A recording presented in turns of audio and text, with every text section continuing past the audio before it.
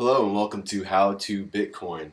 So yesterday we talked about how GDAX added Bcash to their exchange and there was a giant pump in price and they froze trading.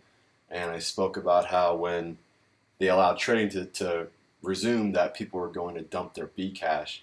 Now it wasn't as big as a dump as I thought it would be, but if you look, they haven't enabled uh, Bitcash or Bcash to Bitcoin trading yet. They just enabled Bcash to USD. So I think for some reason they're afraid to let the Bcash Euro and Bcash Bitcoin exchanges open up.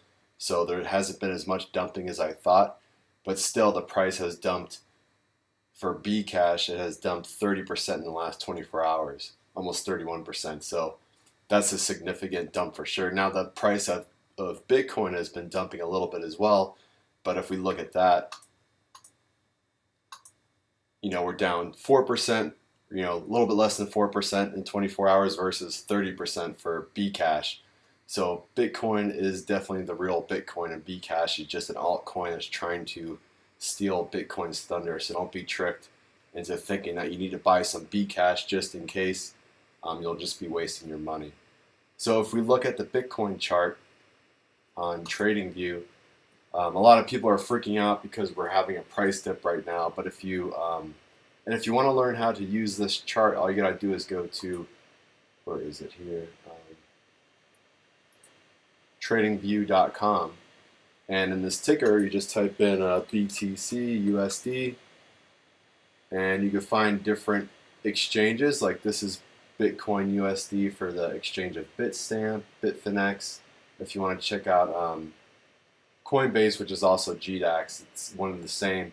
You can click on that, and that'll bring up this page here. And then to actually view the chart, you just click on, it's kind of hard to see here, but you just click on interactive chart, and that will bring up the actual interactive Bitcoin chart. And this is all free to use. You can sign up for an account, but I feel like that's not very useful unless you're like a hardcore trader and you need access to a lot of different indicators at once. But if you just want to view the chart like this, it's totally free. So if we look at this price dip here, people are kind of freaking out. They're like, oh, we're in this giant parabolic bubble. Now we're at the top and it's popped and it's going to crash. But all you have to do is scroll back in time to see that this has happened over and over again. So if I scroll back in time, look, the chart adjusts. And if I go to each one of these little pullbacks, it looks like we're in a parabolic bubble each time. So if we go back to the first pullback here, let's go back even like 3 more. So let's go back all the way to here. It looks like, oh my gosh, we're in this giant parabolic bubble. We've hit a top. Bitcoin's going to crash to zero. Oh no, And if there's a tool here that you can use called the Fibonacci retracement, I'm not an expert analyst, but if you click this, it shows if you could click the bottom of a range and drag up to the top of a range like this, like the top of a big move. And these are percentages along the move. And these are, if you look up Fibonacci numbers, they're numbers that are found all throughout nature. Like if you look at the length of your fingers, the ratio, what's your first knuckle, second knuckle, third knuckle, shorten and lengthen. It's the same ratios here. It's kind of a cool mathematical thing that's found all throughout nature, but not to go off on a tangent. If you click on the bottom of this big move here and click on the top of your Fibonacci tool, you could kind of scroll by and see, okay, like this dip here went all the way down to about 40% of this move got retraced. Actually, if we look even further, this number here is over 50% of this big bull move got retraced before the next bull move. So if we go up to the next big bull move and the next retracement, we could move this whole thing, put that at the bottom there, put the top of this Fibonacci retracement at the top of this range, and see that again, like we had this big bull move, we retraced all the way back down just about to this 60% line, 0.618 Fibonacci line. And again, the next one, just grab this tool again and move it to the bottom of that next move. And then, so you can see there's a pattern here, right? So it's not like this is the first time we're seeing this big correction of Bitcoin and you need to freak out because Bitcoin's crashing to zero. So if I, again, This red, and this is the weekly chart of Bitcoin and the U.S. dollar. So again, if we look at this, we have a big bull run, then a correction down to just past the 50% mark. So if we look at our current situation, if we keep following this trend and we put that at the bottom there and place this Fibonacci at the top of that range, it doesn't matter how wide you make it, it's just a visual thing. The most important thing is the bottom and the top of it. Oops, let's try to get that right at the top of that wick there. Yeah, so we've only retraced so far maybe 30%, not even, from our current top of this bull run.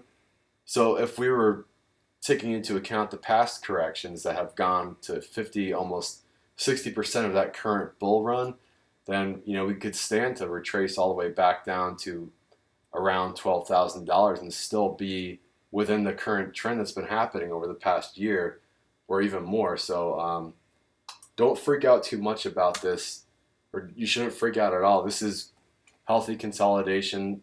If these corrections didn't happen, then there would be one giant correction at the top, which would crash the price down very low, like what happened in 2013 with the Mt. Gox case that happened there. So these little blow-offs of steam are good and allow the price to maintain a healthy momentum going upward. And again, you'll hear people on the news saying, oh, Bitcoin's in a bubble, it's going to correct. They've been saying that since, if you look at each one of these, oh, we're in a bubble, and this was 2016 in May.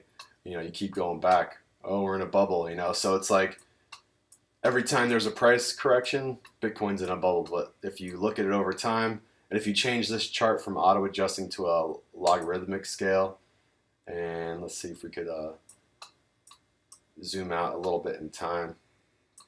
I mean, this is what we're looking at here, just a nice steady growth. So I am not afraid. Now's the time to buy Bitcoin. So when you see these little, 30, 40% corrections in a bull move, that's when you buy your Bitcoin. If you had bought Bitcoin at $20,000, don't worry, it's going to go above it. I mean, if you had bought Bitcoin here at, just below $3,000 and you're like, crap, it just tanked and, the bubbles popped and now it's going to go to zero. Like, that wasn't the case. You bought it at $3,000. It corrected down to 1926, let's say.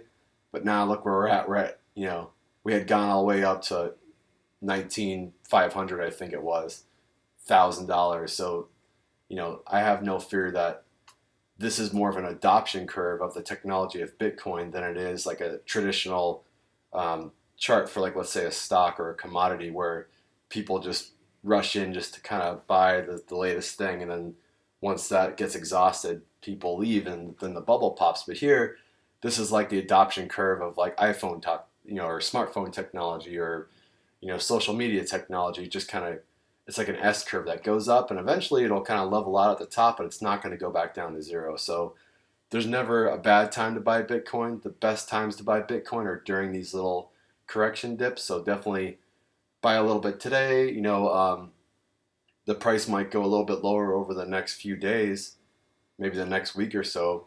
So maybe buy a little bit each day. If you have $1,000 to invest, spend $100 or $200 each day buying your Bitcoin. You can't go wrong with that. And there's really never a bad time to buy Bitcoin.